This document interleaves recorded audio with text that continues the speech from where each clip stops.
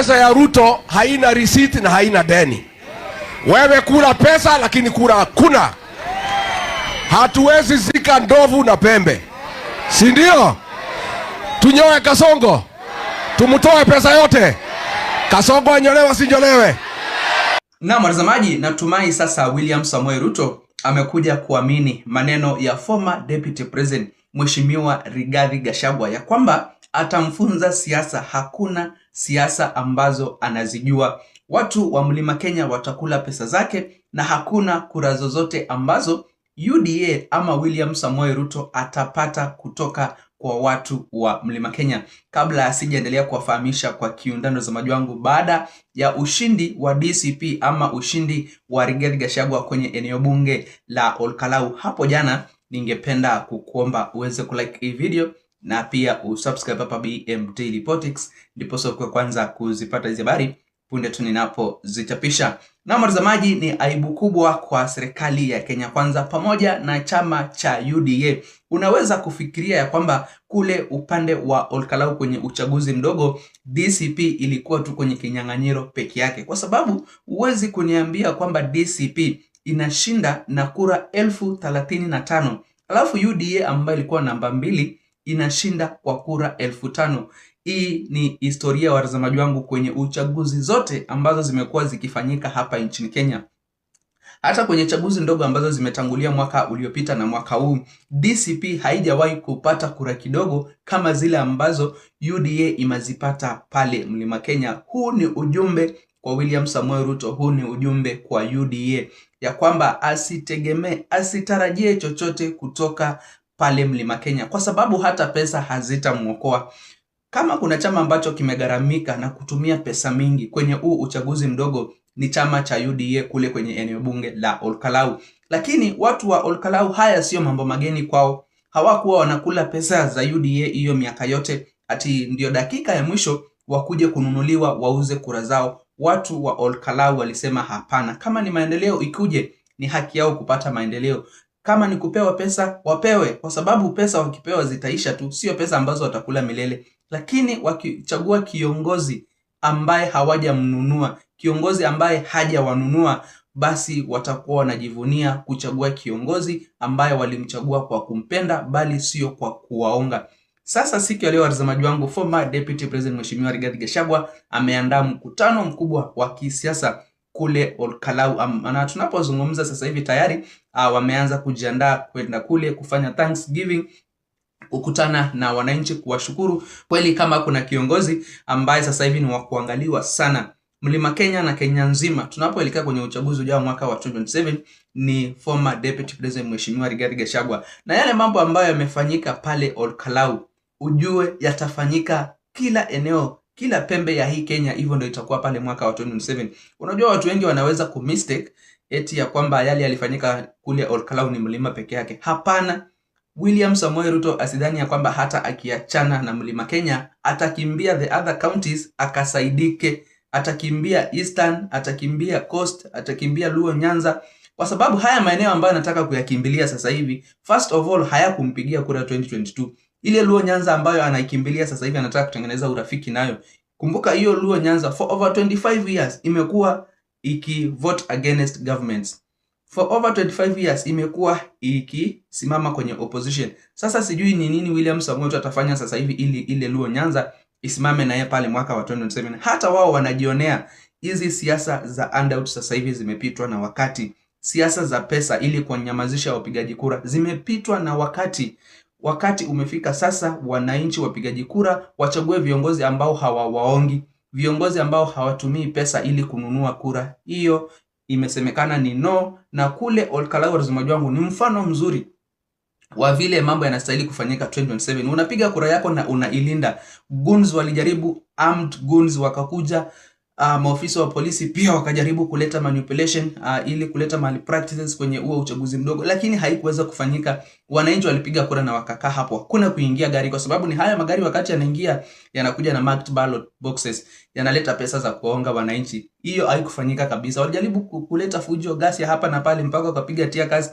All that did not work, and it is going still not to work in 2027. Hatimaye ni hongera kwa Kamau Ng'otho kutoka kwenye upande wa DCP, na anataka kupatia fursa aweze kusikiza hotuba yake ya kwanza kabisa baada ya ushindi hapo jana kule kwenye eneo bunge la Olkalau. Ni kiongozi ambaye ametulia, ni kiongozi ambaye anapendwa, na hivyo ndio tungependa siasa zifanyike hapa nchini Kenya. Viongozi ambao wanachaguliwa kwa vile ambavyo walivyo, sio viongozi wanachaguliwa kwa vile size ya mfuko wao ilivyo, ama vile ambavyo wako na kiwango kikubwa cha pesa cha kuwapatia wananchi kila usiku kwenye mikutano za kisiasa. Kabla sija kuonyesha ujumbe kutoka kwa Kamau Ng'otho, nakumbusha tena uweze kulike hii video na pia usubscribe hapa BM Daily Politics, ndipo sasa kwanza kuzipata habari punde tu ninapozichapisha. I think I'm very excited to be announced as the new member of National Assembly representing Olkalau constituency. This is the second member of Parliament for Olkalau. Olkalau was first constituted in 2013, the new constituency, and it was led by the late Honorable Kiaraho, who has served for 3 terms. So I'm the second member of Parliament for this great constituency. First, I wish to thank God for this moment, because without him, I wouldn't be standing here. My slogan was, Kafa Hidarea Gai.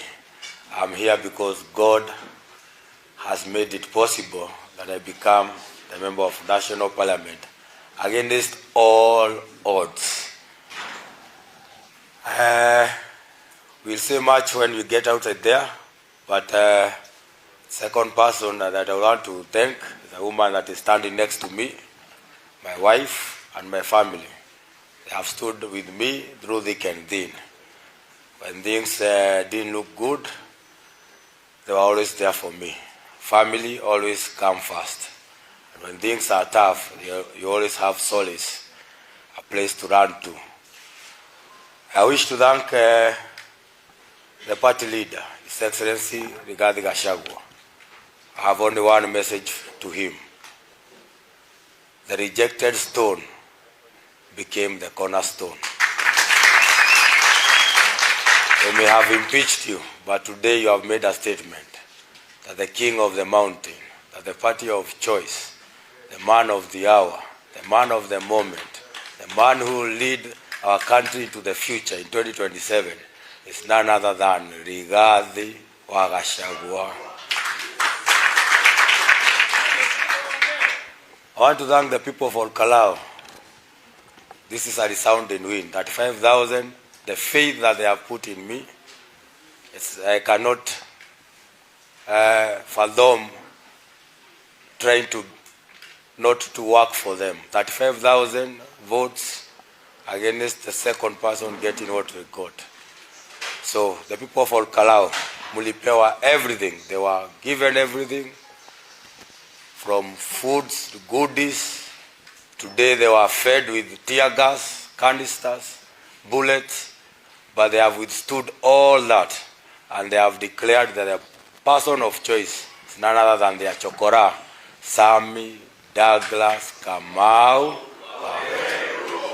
Thank you so much, the people of Olkalau. Na mtazamaji, sasa William Samoei Ruto atalazimika aende apange tena siasa zake upya tunapoelekea kwenye uchaguzi ujao mwaka wa 2027. Kama alikuwa na matumaini na kupata kura za Mlima Kenya, ajue sasa hakuna dalili, matumaini yanaendelea kumalizika. Mambo kwa ground ni tofauti, mambo ni one term. Hii sio ile Mlima ya Kenya ya 2022. Hata kwa pesa aonekani hakitoboa, kwa sababu watu watakula pesa zake. Kukula watakula, kama ni chakula watakula, kwa sababu kama kuna eneo ambalo limepatiwa mpaka nguo, mpaka wamama ambao wanastahili kuamini wamemsaliti, wameenda kupigia Kamau Ng'otho. Sasa sijui ni mbinu gani ambayo William Samoei Ruto ataitumia ili kushinda hizi kura za watu wa Mlima Kenya. Mlima Kenya imeenda na imeenda forever. Hivyo ndio William Samoei Ruto anajua, anastahili kujua. Hata ile Mount Kenya East ambayo inaonekana eti iko na kura zake, haina kura zake hivyo venye anafikiria, kwa sababu hata kwenye by elections za mwaka uliopita pale Mbeere North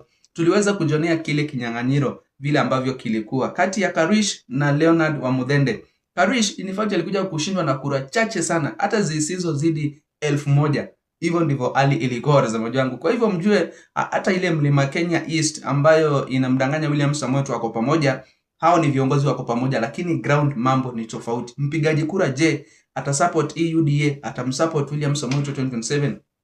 Huo ni uamuzi wa wananchi, na maamuzi yao ni kama tu yale ambayo yamefanywa kule Olkalau. Kwa kweli uchaguzi wa Olkalau unastahili kuifungua hii serikali macho, inastahili kufungua William Samoei Ruto macho, ajue vile ambavyo atapenya hii Mlima Kenya, na kama hata penya basi aanze kutafuta kura mahali kwingine. Na naona hivyo ndio tafanyika, kwa sababu mahali inaelekea sasa hivi mambo ya Mlima Kenya yanazidi kukua ngumu. Mbele ya Rigathi Gachagua akiwa kama kingpin wa siasa sasa hivi pale Mlima Kenya, mambo ni magumu kabisa kwa William Samoei Ruto. Lakini pia kule ambako anataka kukimbilia, kule Coast, kule Eastern, kule North Eastern, kule Luo Nyanza, kule Western, je, nako kutamkomboa 2027? Kwa sababu hayo maeneo yote ambayo yamebaki nayo yalikuwa against serikali yake 2022, na sasa ndio mambo yatakuwa mabaya zaidi, kwa sababu hata wao hawajaona mambo ambayo waliahidiwa na William Samoei Ruto kwamba ameweza kuyatimiza.